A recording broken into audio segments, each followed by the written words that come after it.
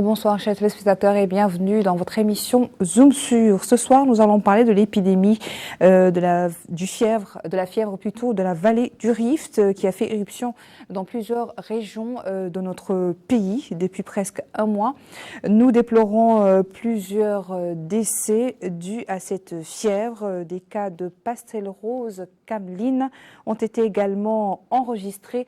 Alors pour en parler ce soir, pour connaître cette maladie, comprendre les risques, mais également s'en prémunir. Nous avons ce soir avec nous deux experts, deux spécialistes. Nous avons avec nous sur ce plateau, ce soir, Dr Doumbia Baba, qui est le directeur des services vétérinaires au ministère de l'Élevage. Également avec nous, mais en direct cette fois-ci, le docteur Moussa Abdallahi, directeur de la surveillance épidémiologique, qui est en direct de Nouadhibou. Bonsoir messieurs et bienvenue. Merci de vous joindre à nous. Merci. Alors, sans plus tarder, nous allons entrer dans le vif du sujet. Nous allons commencer par vous, docteur Doumbia. Dites-nous, quelle est la nature de cette fièvre de la vallée du Rift? Merci, madame, et merci surtout pour la télé mauritanienne pour l'invitation. Donc, l'occasion qui nous est offerte pour éclairer la lanterne du public et de vos téléspectateurs. La fièvre de la vallée du Rift, c'est une maladie vectorielle, c'est une zoonose. C'est-à-dire zooneuse qui se transmet de l'animal à l'homme. Donc, elle est partagée. Elle survient en général pendant la saison des pluies. Et cette maladie, elle se transmet de l'animal à l'animal, mais comme je l'ai dit tantôt, c'est une zoonose, donc elle se transmet de l'animal à l'homme. Et en général, elle survient pendant la saison des pluies, donc il y a une pression de moustiques du vecteur, c'est une maladie vectorielle, c'est-à-dire que le virus est transmis et porté par un vecteur, c'est-à-dire à savoir un moustique, mais d'un genre particulier, soit des Kilex ou des Aedes. Alors dites-nous pourquoi le nom justement de la fièvre de la vallée du Rift? Puisque la première fois où cette maladie a été découverte, c'était au Kenya, donc dans la vallée du Rift. Donc certainement vous avez entendu parler. Donc le nom vient de là. Nous allons reposer la même question, nous allons revenir concernant certains termes pour nos téléspectateurs puissent comprendre exactement de quoi il s'agit. À vous, vous nous entendez, docteur Moussa?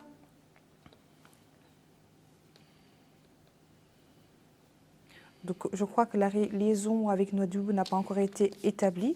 Nous allons poursuivre pour le moment. Dites-nous, docteur Doumbia, depuis quand la présence de ce genre de pathologie en Mauritanie, de zoonose? Il faut savoir que la première épidémie est survenue en 87. Pour des raisons que je n'expliquerai pas ici. Donc il y avait un diagnostic. Bon, en ce moment, la maladie n'était pas connue. Et elle a fait des dégâts énormes, c'est-à-dire qu'on a déploré 300 décès en ce moment. Mais depuis lors, donc, les médecins, mais aussi les vétérinaires ont commencé les recherches, ont commencé à connaître bien la maladie et surtout, ils ont commencé à connaître la dynamique et l'épidémiologie de la maladie, ce qui nous a amené quand même à plus ou moins la maîtriser et la connaître mieux. Donc, néanmoins, on a déploré d'autres épidémies, donc au cours en 1998, en 2010, en 2012, en 2015, 2020, 2018, 2020 et 2022, donc on est là. Donc, mais avec des conséquences plus ou moins qui sont relatives quand même, hein, donc d'une année à l'autre. Mais quand même, il faut souligner ici l'effort conjugué donc, de deux départements. Donc, mais là, je vais revenir tout juste sur un petit... c'est la maladie. Il faut dire que la fièvre vallée du Rift, donc, comme je l'ai dit tantôt, elle se transmet de l'animal à l'homme. Donc, elle se transmet comment? Donc, soit par contact direct ou indirect. Contact direct, c'est-à-dire par la manipulation des produits d'animaux malades, ou par les avortons, c'est-à-dire qu'une femelle qui a avorté, donc le fait de toucher les avortons à main nue, ou le sang d'un animal contaminé, ou boire le lait d'un animal contaminé, manger la viande d'un animal contaminé, donc peut éventuellement transmettre la maladie chez l'individu.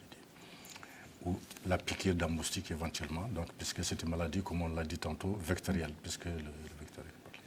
Alors, je pense que le docteur Moussa est prêt à répondre à nos questions. Bonsoir, docteur. Oui, bonsoir.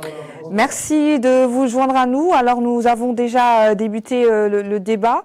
J'aimerais qu'on revienne un petit peu sur cette fièvre de la vallée du Rift, ses conséquences, comment la contracter également, pour compléter un peu le docteur Doumbia. Merci beaucoup et mes salutations à tous les téléspectateurs. Je souhaite tout d'abord saluer aussi la présence de mon collègue Dr Doumbia. Donc, en ce qui concerne la fièvre de vallée du Rift, c'est une fièvre virale, hémorragique virale aiguë, provoquée par un virus du genre Phlébotus et de la famille de Bunyaviride. Phlébovirus, c'est un phlébovirus.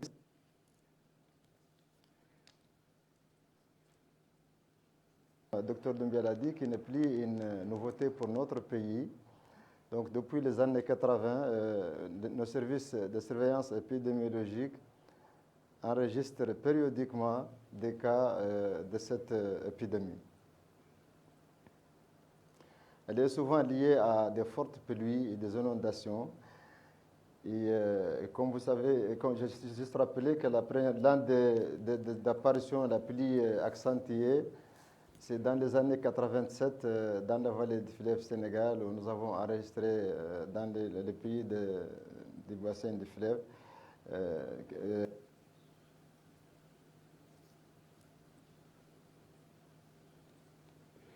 Alors, il semble que le réseau ne soit pas optimum.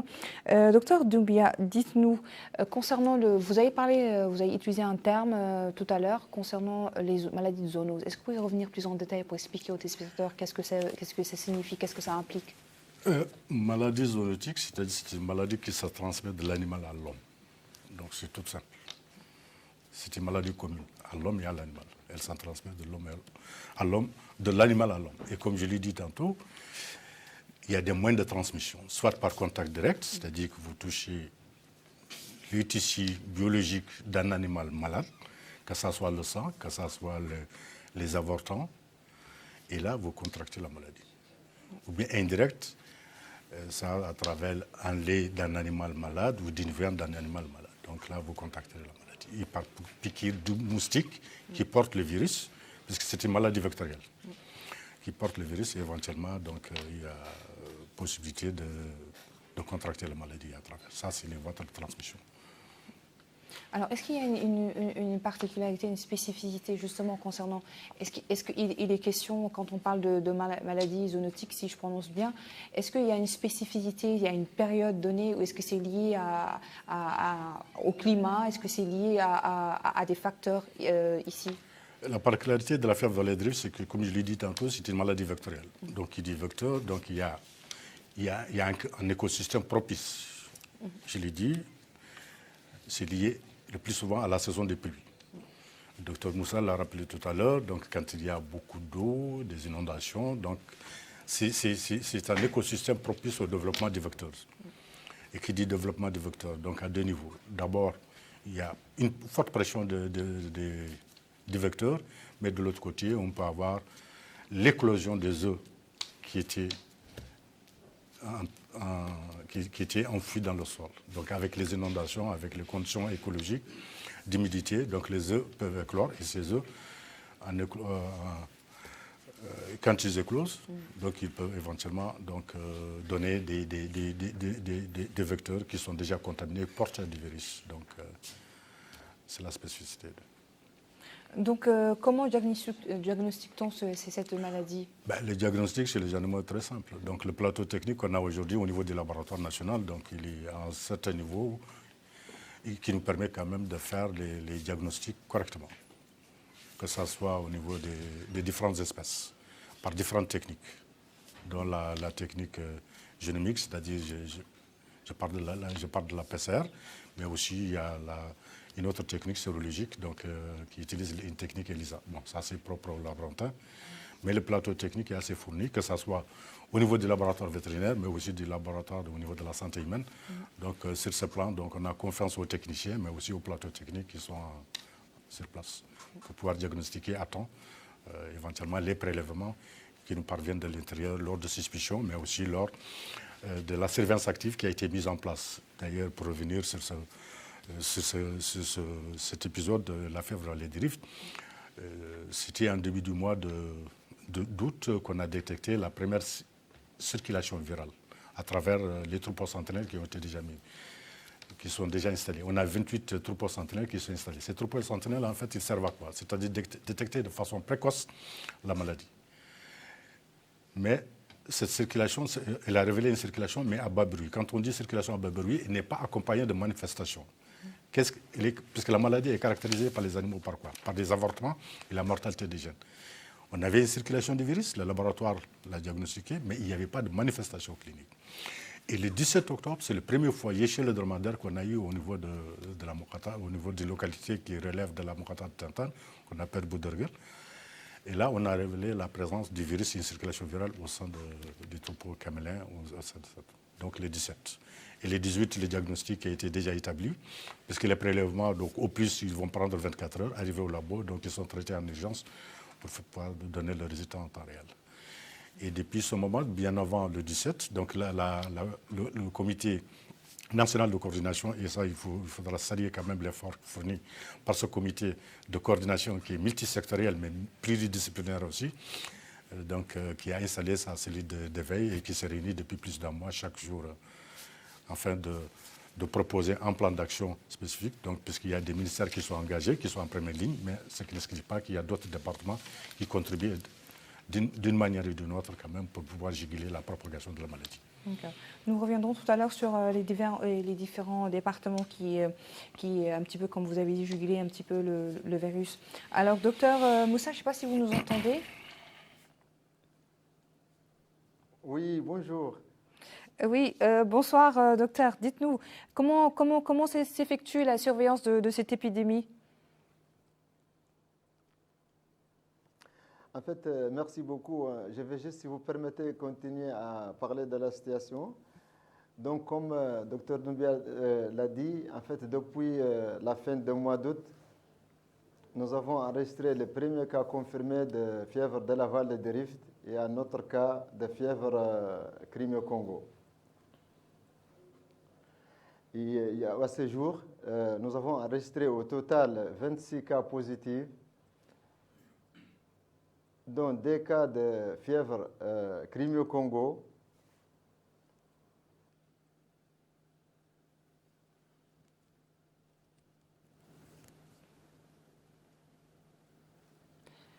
Alors, il semble que la liaison soit très difficile pour pouvoir parler à Dr Moussa, mais bon, nous allons poursuivre.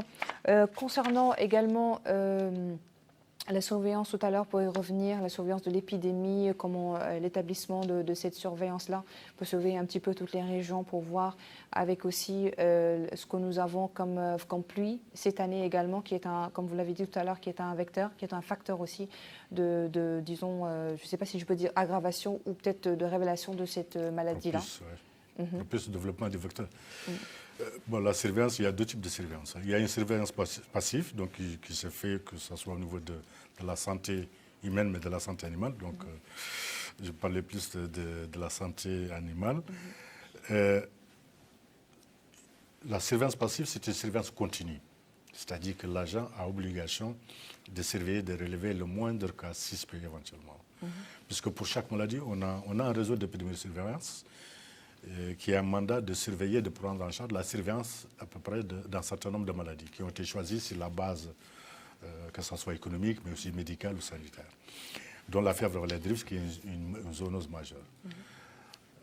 Donc ils ont à leur disposition un guide, un protocole de surveillance qui leur donne tous les moyens possibles pour pouvoir éventuellement suspecter telle ou telle maladie et à défaut faire des prélèvements au besoin. Il y a ce qu'on appelle la surveillance active. La surveillance active, dont j'ai parlé de ça tantôt, c'est l'installation de troupeaux sentinelles. Troupeaux sentinelles, ça consiste en quoi? C'est-à-dire que c'est un petit échantillon composé à peu près de 15 têtes de petits ruminants qui sont choisis dans des zones agroécologiques où on se dit probablement que si les conditions sont réunies, il y aura éventuellement pullulation des moustiques ou développement du vecteur.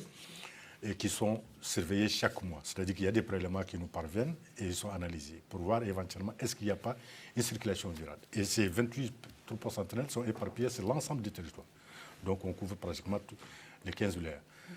Donc s'il y a le moindre cas positif détecté, donc ça nous permet de réagir très vite et informer nos collègues de la santé avec qui on partage ce comité de coordination technique. Et là, j'aimerais bien qu'on en discute, puisque c'est un outil qui est extrêmement important. Puisque qui dit zoonose, les zoonoses, en fait, elles se propagent dans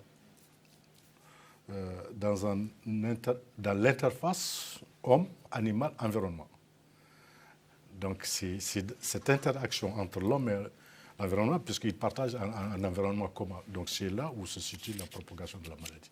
L'homme, l'animal, puisqu'on parle de zoonose, donc il y a une transmission, mais l'environnement aussi, puisque c'est les piliers et autres. Donc, et ce qui a amené la communauté internationale, c'est-à-dire que l'Organisation mondiale de la santé animale, mais aussi l'Organisation mondiale de la santé, de mettre sur place, et j'oublie la FAO aussi, ce qu'on appelle, ils ont développé une approche, ce qu'ils appellent une approche de santé. Elle consiste en quoi?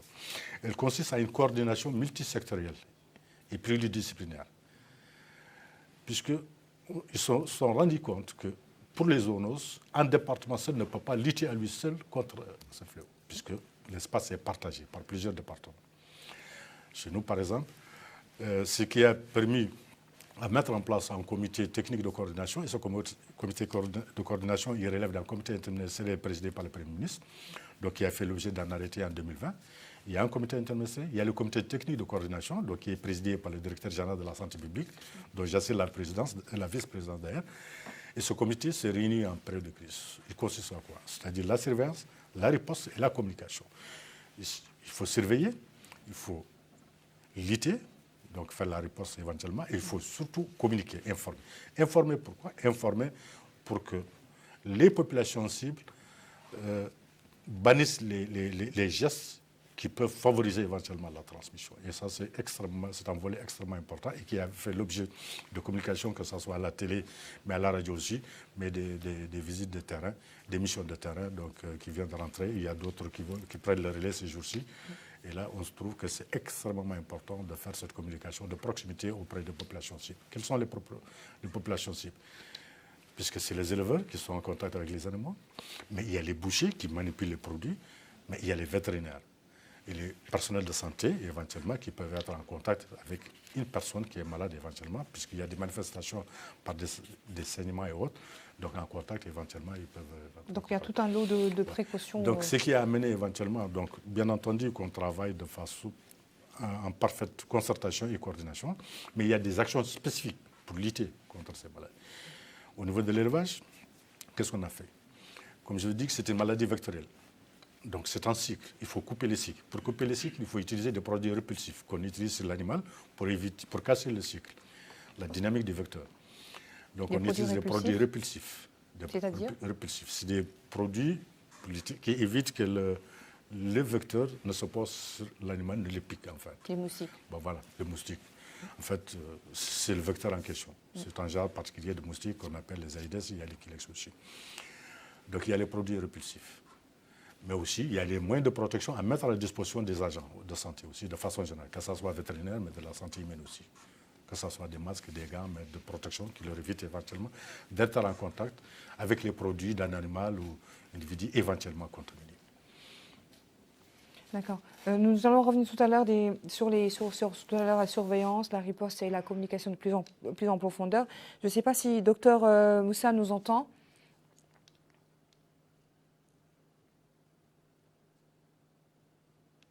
Docteur Moussa, vous nous entendez? La liaison est assez difficile ce soir.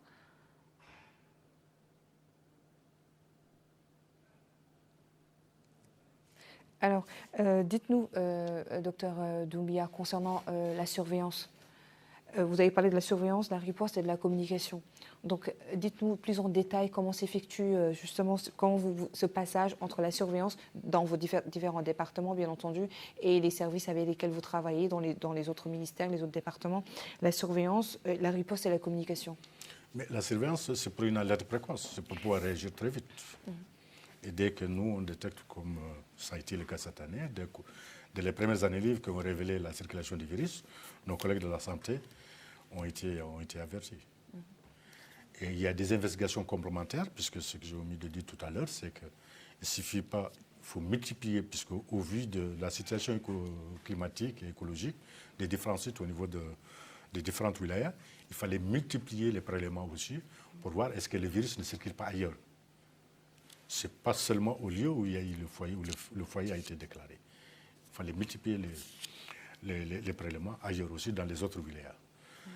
Ça, c'est la surveillance passive. Il y a la surveillance active, donc j'ai parlé tantôt de ça, c'est-à-dire que c'est les troupeaux sentinelles qui nous révèlent éventuellement la circulation du virus dans ces différents lieux.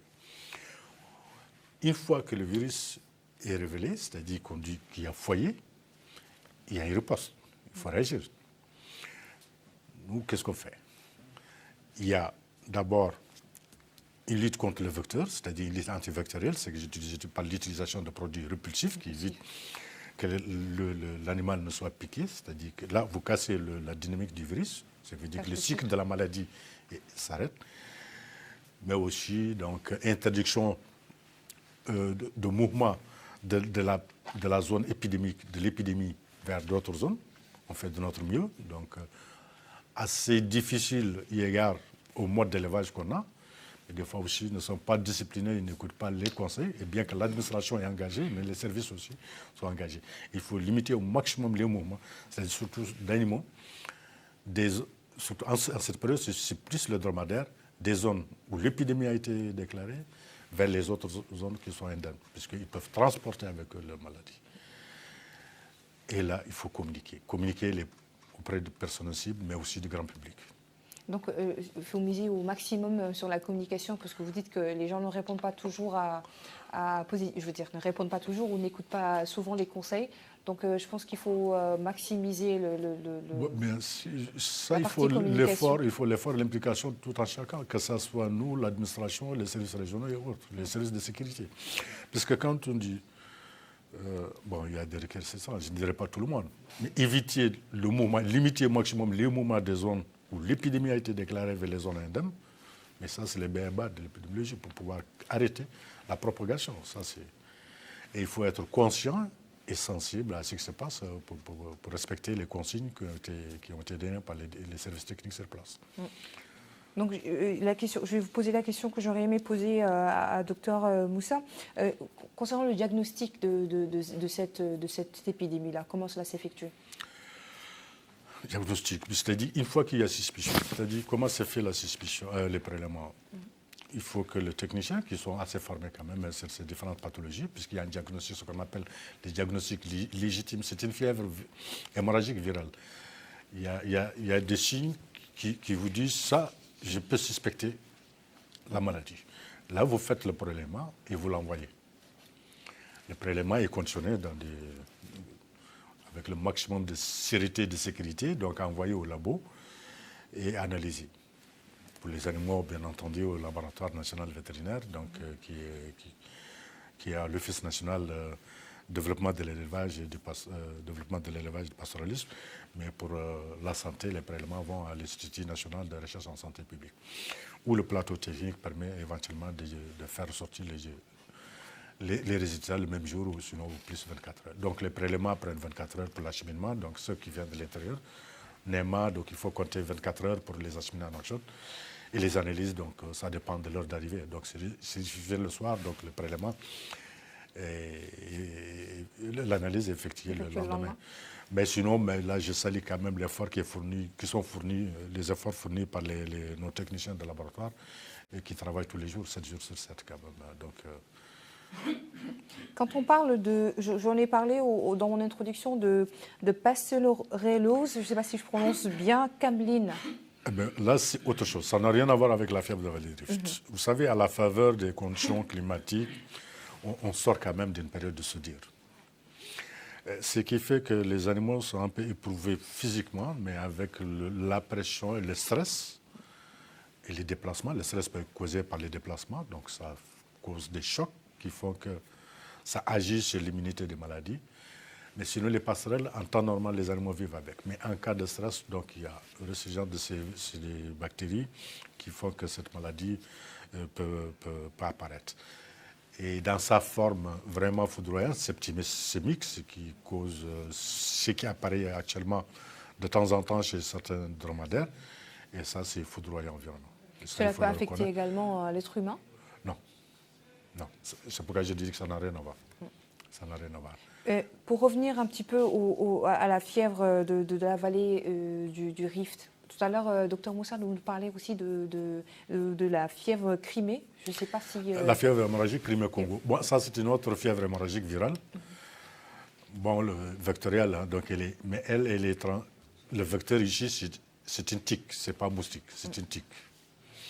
Une tique qu'on retrouve chez les animaux, donc éventuellement... Donc, comment arrive-t-on à faire la différence entre ces deux maladies qui sont hémorragiques, je pense, ces deux maladies au niveau de du diagnostic? Chez l'animal, elle est asymptomatique, c'est-à-dire que l'animal ne développe pas de symptômes, mais chez l'humain, donc, il développe des signes hémorragiques. Hein, donc, c'est sur tout un tableau clinique grippal avec des hémorragies, des saignements, donc c'est assez visible. Mais chez l'animal, il ne manifeste pas de signes, contrairement à la fièvre de vallée du Rift où il y a des avortements, où il y a des mortalités chez les jeunes. Donc, les diagnostics, ça, c'est un diagnostic de labo. Il s'est fait par des techniques qui sont connues, que ce soit par la PCR, mais aussi par la sérologie.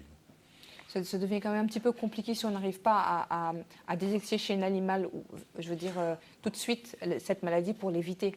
Je parle de la vallée, enfin de, non, de mais la vallée du Crimée. le produit répulsif dont je parlais tout à l'heure, il permet de lutter non seulement contre le moustique, mais évite aussi que les tiques viennent s'accrocher à l'animal. S'accrocher, oui. Ah oui, bien entendu. Concernant également le diagnostic, la plupart des infections humaines résultent du contact du sang, on est bien d'accord, avec les organes humains. Y a-t-il d'autres voies pour les humains pour être affectés? Comme on dit, par la piqûre des moustiques éventuellement qui sont porteurs du virus.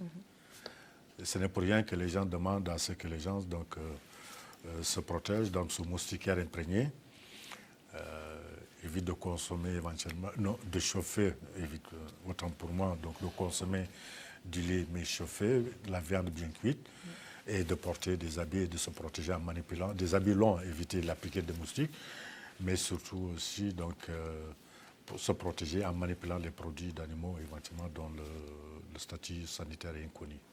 Se laver les mains juste après avoir touché les animaux avec de l'eau et du savon, c'est des gestes très simples.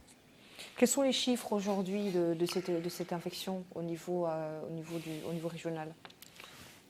Régional. On a aujourd'hui, quand je prends l'unité épidémiologique, c'est-à-dire la wilaya, on a 6 régions qui sont touchées aujourd'hui, 6 wilayas. Mais à l'échelle Mourata, on a à peu près 10 localisés. Donc on a les 6 wilayas, c'est le Hod al-Sharqi, Hod al-Gharbi, on a le Tagan, on a le Trarza, on a le Tir Zemour. Et quoi, Tir Zemour, il y en a combien? Ouais. Et avons-nous également des chiffres concernant les animaux qui ont été touchés? Bien entendu, puisque les animaux, à chaque fois qu'il y a une suspicion de foyer, il y a des prélèvements systématiques. Donc on a plus ou moins le nombre total de prélèvements qui a été effectué. On est à peu près à ce jour, à peu près à 900 prélèvements. Sur les 900 prélèvements, vous avez à peu près 126 camélins, 99 camélins et 126 petits ruminants. Puisque les suspicions des fois, donc, on peut les faire lors d'avortements chez les petits ruminants ou lors d'avortements chez le dromadaire aussi ou de syndrome hémorragique éventuellement. Et chez l'être humain? Chez l'être humain, donc c'est le tableau classique de saignement, c'est-à-dire le syndrome grippal, mais aussi d'hémorragie, qui fait que les agents donc, qui sont assez formés font des prélèvements systématiques. Oui, mais je parle plutôt des personnes qui ont été touchées par cette maladie. Est-ce que nous avons le chiffre? Le chiffre, il l'a rappelé tout à l'heure. Nous n'arrivons pas à établir la liaison. Moi, je vous donne la situation du 24. Je crois qu'on doit être à peu près à 20. Il a parlé de 26. Moi, ça doit être la situation d'aujourd'hui. 26 cas positifs de fièvre Vallée du Rift. On a 2 cas de fièvre de Crimée-Congo. Ce que je veux rappeler ici, c'est que le prélèvement, et là je parle sous le contrôle bien entendu de Moussa s'il m'écoute, puisque je préside la réunion aussi ces jours-ci, puisque le président est absent. L'analyse est systématiquement faite une fois que le prélèvement est acheminé au niveau de l'Institut pour la fièvre hémorragique Crimée-Congo et pour la fièvre Vallée du Rift. Et à ce jour d'aujourd'hui, on a 2 cas de Crimée-Congo qui ont été déjà... Un en Bagne et l'autre à Tinton. Et pour les autres, ça, c'est des chiffres de... On a à peu près 24 de fièvre Vallée du Rift confirmés. Et on est, je crois, on déplore 12 décès, malheureusement. Et quelle est la riposte, quelle est la riposte immédiate faite en cas de détection de cette épidémie? Je vais le rappeler encore. Donc, la riposte, il faut casser les cycles, il faut... Non, je veux dire, tout de suite, quand on détecte qu'il y a un cas détecté, par exemple, dans une zone donnée, quelle est la riposte tout de suite? Qu'est-ce que vos services offrent tout de suite à la population? Au service, je crois que la première chose, il faut communiquer, il faut sensibiliser. Ça, c'est extrêmement important. Du moment que ça a été détecté dans la zone, ça veut dire que le virus circule. Donc, il faut que les gens adoptent les bonnes pratiques pour éviter les gestes qui peuvent éventuellement amener à contracter la maladie ou la propager. Donc ça, c'est la première des choses. C'est quelque chose d'essentiel. Communiquer, sensibiliser, conscientiser. Et l'autre chose, il faut lutter, casser le cycle du virus éventuellement, pour qu'il ne se propage pas. Et pour la prise en charge du malade, de la personne affectée? Pour la personne, en fait... Il y a des structures qui ont été mises en place, il y a plutôt... Structures ou des cas des animaux, puisque là, j'ai une double casquette en ce moment. Bon, oui. Okay. Non, mais de ce que, puisque là, je suis en contact permanent avec eux, puisqu'on est chaque jour en réunion, la prise en charge, elle est effective au niveau des centres de santé, au niveau des hôpitaux. Que ce soit donc, par des perfusions de sang, mais aussi d'autres soins qui amènent l'individu à récupérer, puisqu'il développe un syndrome, comme je l'ai dit, hémorragique, mais grippal aussi. Donc je crois que je ne suis pas la personne la plus oui, mais on est obligé de le rabattre sur vous ce soir, parce que nous avons un problème de liaison. Mais je sais que la prise en charge est assurée par le service du ministère de la Santé, que ce soit au niveau des postes, mais aussi il y a certains qui sont évacués vers les centres de santé. Bon, je crois que le problème ne se pose pas à ce niveau. Vous avez parlé de réunions de comité que vous organisez en comité pour répondre justement à cette épidémie-là avec les différents départements. Ce comité, donc, il surveille, mais aussi donc, ça nous permet d'analyser l'information qui nous parvient chaque jour et de proposer des actions prioritaires donc, à prendre en compte éventuellement pour juguler et contrôler la maladie, que ce soit pour de santé animale, mais aussi santé humaine. Et quels sont les départements concernés, justement? Par le comité, donc il y a plusieurs départements, donc on doit être 13 départements à peu près. Mais comme je l'ai dit, il y a 2 départements qui sont en ligne de mire.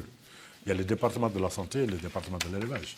Donc, au vu de la situation qui existe, mais ce qui n'exclut pas que les uns et les autres contribuent d'une manière ou d'une autre, que ce soit que l'administration, mais aussi nos collègues de l'environnement et les autres, puisqu'à même, donc on parle de l'interface, puisque cette maladie, elle se propage dans cette interface homme, animal, environnement. Et je crois que tous les acteurs ici contribuent d'une manière ou d'une autre. Mais ce qui est important aussi, c'est les disciplines aussi qui sont pertinentes aussi pour pouvoir arrêter ces menaces qui sont émergentes. Nous allons revenir sur la prévention justement de cette maladie-là et des messages à adresser aux populations, que ce soit à Nouakchott, je ne sais pas si Nouakchott est touché, ou à l'intérieur du pays, concernant les éleveurs qui sont quand même les premiers, je pense, concernés puisqu'ils sont en contact direct avec les animaux. Je veux dire, aujourd'hui, vraiment la réponse que vous attendez de la population face à cette épidémie-là. Ok. Donc, il y a un comportement à adopter, donc des gestes très simples. Des gestes très simples. Donc, si vous touchez un élément, il faut vous laver les mains avec de l'eau et de savon. Il faut bien cuire les laits, bien chauffer les laits, cuire la viande éventuellement. Et ça, on ne sait jamais. Éventuellement, dormir sous moustiquaire et manipuler les produits animaux, les tissus animaux avec des gants. Et si vous le faites sans gants, vous prenez un risque, mais lavez-vous directement avec de l'eau et du savon. Éventuellement, donc, il y a cette lutte antivectorielle aussi qui contribue à juguler, à couper le cycle de la maladie, donc, et surtout communiquer sur les bonnes actions. Et dire aux gens de se référer directement au service, au poste vétérinaire les plus proches, au poste de santé éventuellement, une fois qu'il y a des suspicions, une grippe ou enseignement ou autre, mais aussi pour les autres techniciens des services vétérinaires, une fois qu'ils suspectent un animal, soit des avortements ou soit des mortalités des jeunes, mais ils peuvent aussi s'adresser au poste vétérinaire le plus proche, ou sinon à des fois à l'administration qui va relayer les messages éventuellement.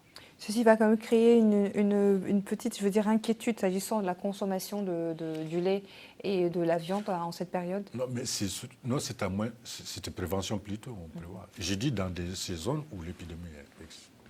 Ça, c'est pour pouvoir prévenir. Puisque le virus circule. Les animaux se déplacent. Ben, aujourd'hui, on est à Siwilaya. On fait de notre mieux pour pouvoir vraiment contenir la maladie. Ben, on ne sait jamais. J'espère qu'on va en rester là et que les choses seront maîtrisées dans les prochains jours. Et ce qu'on espère. Puisqu'on a une campagne de vaccination à lancer. Donc, tant qu'il y a une circulation du virus, on ne peut pas faire une campagne à large échelle de vaccination. Oui, j'aimerais que vous nous expliquiez un peu comment cela se passe quand il y a le virus qui circule. On arrête la campagne de vaccination? Non, mais en fait, elle n'est même pas lancée. La campagne doit être lancée dans les prochaines semaines. Enfin, pourvu qu'il n'y ait pas dans les 3 semaines aucun cas enregistré. Sinon, à défaut, vous ne pouvez pas lancer une campagne de vaccination de masse avec cette situation. Et là, vous risquez de propager la maladie sur l'ensemble du territoire. Donc, le fait de lancer une campagne de vaccination en même temps que la propagation de l'épidémie? Le fait de vacciner. De vacciner. On ne vaccine pas dans les zones où l'épidémie a été déclarée. Puisque vous risquez de propager la maladie. De propager la maladie, c'est-à-dire comment ça? Comment ça? Vous utilisez une seringue. Oui. Une seringue automatique. Je ne sais pas si vous avez déjà vu une seringue automatique. Vous l'utilisez pour plusieurs animaux. D'accord. Mais on l'a dit tout à l'heure. Ça propage rapidement. Ah oui, bien entendu. Donc pour l'instant, cette campagne de vaccination est... Non, elle ne sera pas lancée, à la date jusqu'à qui ce est... que... Oui, jusqu'à non, mais oui, bien entendu. Aucun cas ne soit dans les 3 signalé. semaines, ce qu'exigent les standards internationaux. D'accord. Et pour le travail avec les différents départements, je dis ça parce que chaque département, le département de la santé est lié bien entendu et le département de l'élevage. Chacun de ces départements a une réponse donnée justement pour freiner cette maladie ou pour sécuriser la population ou pour venir en aide à la population. Concernant le département de l'élevage, vous avez freiné aujourd'hui, vous allez attendre 3 semaines avant de vacciner justement vacciner les animaux au cas où il n'y a pas de maladie déclarée ou de cas déclarés aujourd'hui. Mais en attendant, comment vous faites aujourd'hui pour, à part le fait à part le fait de couper le cycle de la propagation de la maladie, comment une réponse tout de suite, une réponse directe tout de suite que vous faites justement? Mais ça, c'est la réponse systématique qu'il faut faire. J'ai dit qu'il faut couper les cycles, il faut faire adopter les bonnes pratiques, mais aussi il faut agir sur l'environnement. L'environnement, donc ça, c'est dans des zones agroécologiques où il y a une pression domestique, faire une campagne de démonstication. Et ça relève d'autres départements. Il y a d'autres départements qui sont impliqués. Oui, bien entendu. Alors, j'aimerais que vous nous lanciez aujourd'hui un message à la population aujourd'hui. J'aurais aimé aussi que Dr Moussa nous lance le même message ou un message encore plus fort aujourd'hui pour justement sensibiliser cette population. Mais comme on n'arrive pas à établir la liaison, je vous demande de lancer un message fort. Enfin, un message pour rassurer d'abord. Comme je l'ai dit tout à l'heure, donc cette maladie, elle circule dans 6 wilayas. 6 wilayas, donc, puisque c'est l'unité épidémiologique qu'on a choisie. Mais si on descend, on est à peu près au niveau de Dimouata. C'est les 63 contre les pays. Je dirais que la situation est contenue. Donc on essaie de la contenir au sein de cet espace qui est déjà identifié. Il y a des gestes très simples de précaution. Ne pas manipuler à main nue les avortons, les tissus d'animaux malades. Ça, il ne faut pas le faire. Il faut dormir sous moustiquaire imprégné. Il faut chauffer les laits. Il faut bien cuire la viande. Ça, c'est quelque chose de simple à faire. Il faut porter des habits longs pour éviter les piqûres. Éventuellement, donc pour le personnel des abattoirs, et ça c'est une population cible, et je crois donc qu'il y a un matériel qui a été mis à leur disposition pour se protéger éventuellement, que ce soit des bottes, des gants, mais aussi des masques et des tabliers aussi. Notamment se rapprocher des services sanitaires en cas de Et bien entendu, bien entendu, bien entendu. D'accord. Merci beaucoup, docteur Doumbia Baba. J'aurais aimé que nous puissions joindre docteur Moussa Abdallahi pour qu'il puisse davantage nous expliquer un petit peu comment se développe cette épidémie également.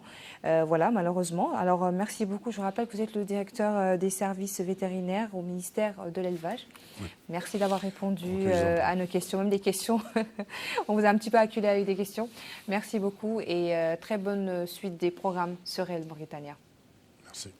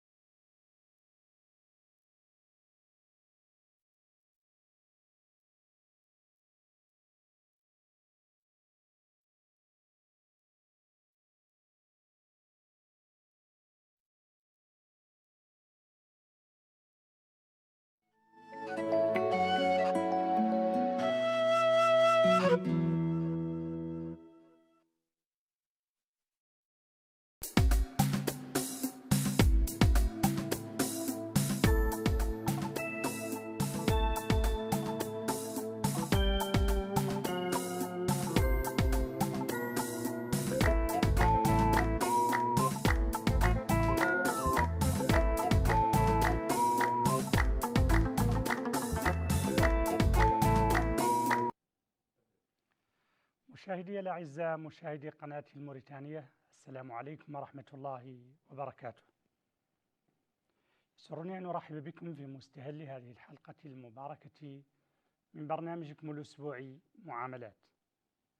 هذا البرنامج الذي نسلط فيه الضوء على أهم المعاملات المالية المعاصرة، على أهم المنتجات المالية والخدمات المصرفية التي تقدمها البنوك والمؤسسات المالية الإسلامية، وعلى أهم العقود والمعاملات التي نجريها فيما بيننا في سوقنا الاعتيادي.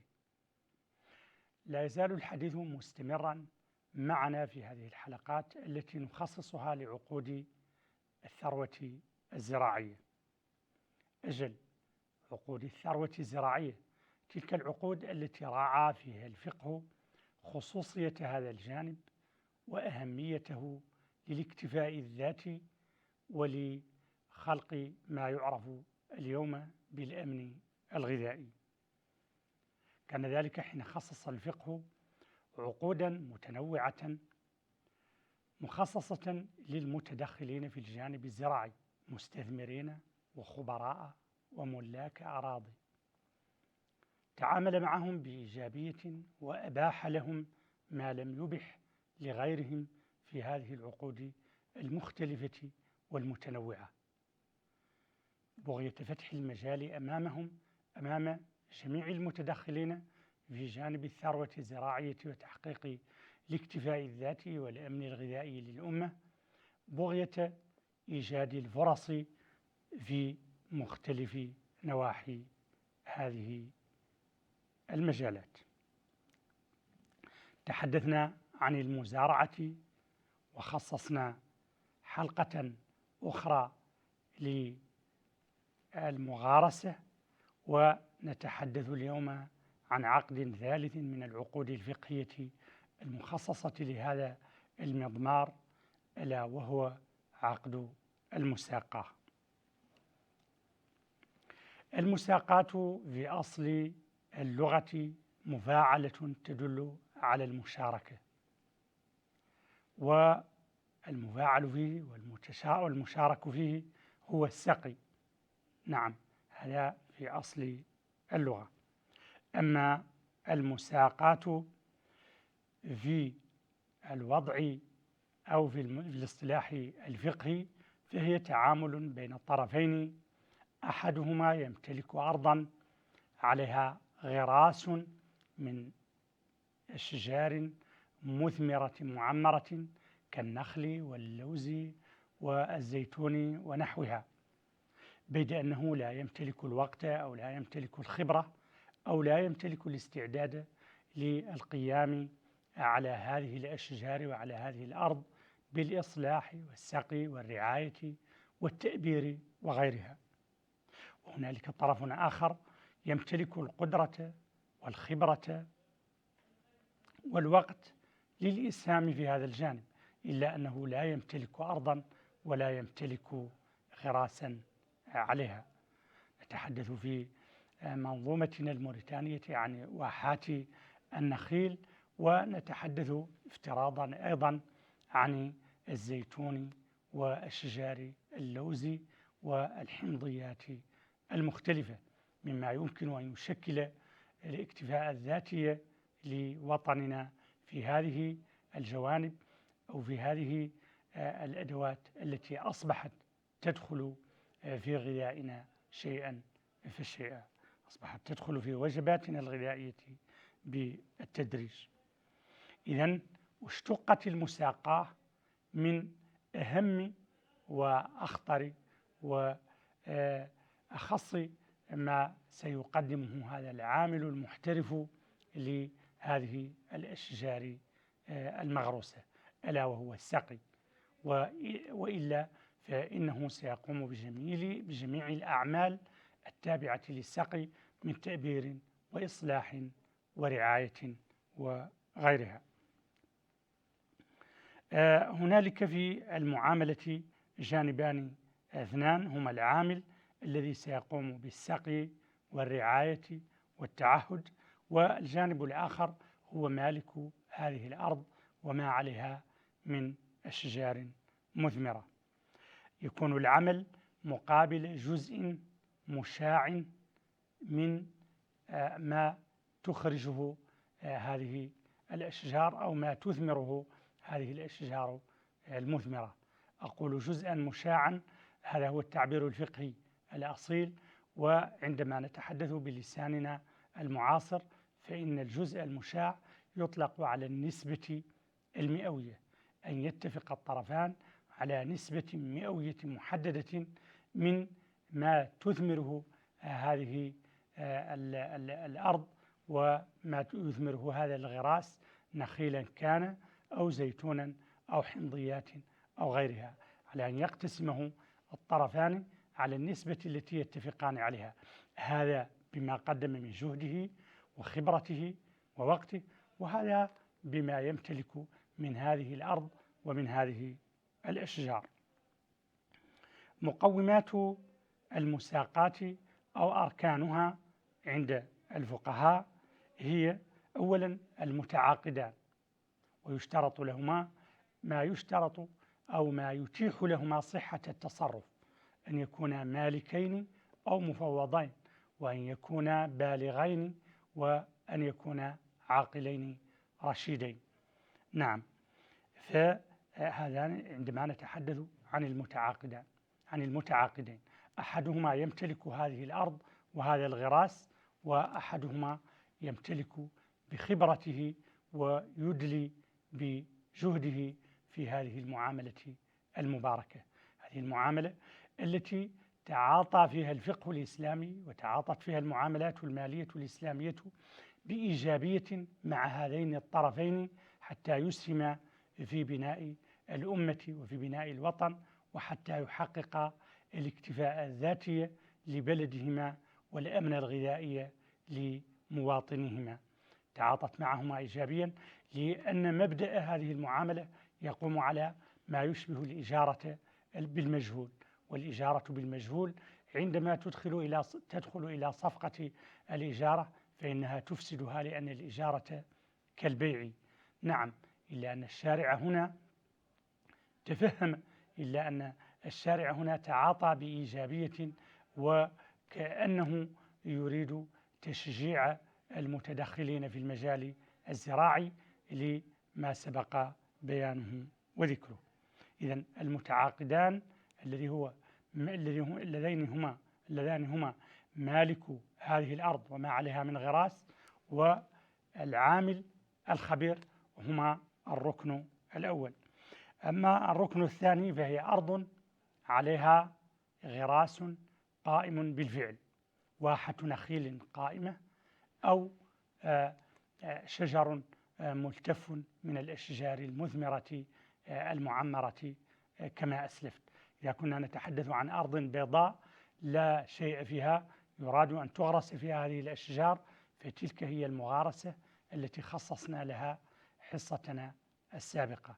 وإذا كنا نتحدث عن أرض بيضاء كذلك نريد أن نغرس، لا نريد أن نغرس فيها، وإنما نريد أن نزرع فيها زروعا معينة وموسمية، فإننا نتحدث عن المزارعة، وقد خصصنا لها حصة أخرى. أما اليوم فنتحدث عن أرض ليست أرضا بيضاء، وإنما هي أرض عليها غراس، عليها واحة نخيل، أو عليها أشجار ملتفة من الأشجار المثمرة النافعة. أما الركن الثالث فهو هذا العمل الذي عبر عنه بالسقي، تعبيرا عنه بأهم ما فيه، وإلا فإن العمل يشمل السقي والرعاية وتأبير النخل والقيام على الإصلاح بشتى أنواعه. الركن الرابع هو الصيغة، والمقصود بها أي صيغة يفهم منها أن هذين المتعاقدين أحدهما يمتلك الأرض والغراس عليها، والآخر يمتلك القوة والقدرة والوقت والخبرة، أنهما اتفقا على أن يقوم الخبير على هذه الأرض سقيا وإصلاحا ورعاية وريا، وعلى أن يكون ما تثمر هذه الأرض، ما يثمر هذا الغراس، أن يكون بينهما على نسبة مئوية يتفقان عليها في بداية التعامل. أما أهمية هذا العقد وأهمية هذا المنتج، وهو أحد منتجات